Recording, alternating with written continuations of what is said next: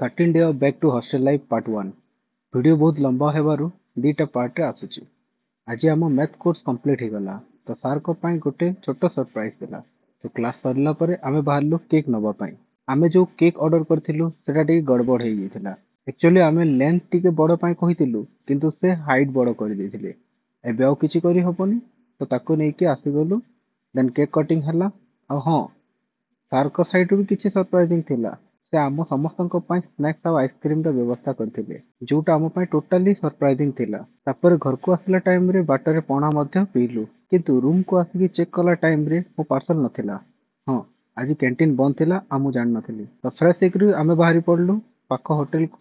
ହେଲେ ଅନଲକିଲି over time ହବାରୁ ସେଟା ବି ବନ୍ଦ ଥିଲା। ହେ ପ୍ରଭୁ, ଭୋକ ସମ୍ଭାଳି ନ ପାରି ସ୍ୱିଗିରୁ ଖାଇବା ଅର୍ଡର କଲୁ ଆଉ ମ୍ୟାପରେ ଖାଇବା ଟ୍ରାକ୍ କରୁଥିଲୁ। ନେକ୍ସଟ ପାର୍ଟରେ ଦେଖିବେ କେମିତି ଆଉ କଣ ଥିଲା ଆଜିର ଖାଇବାରେ। Stay tuned, bye bye.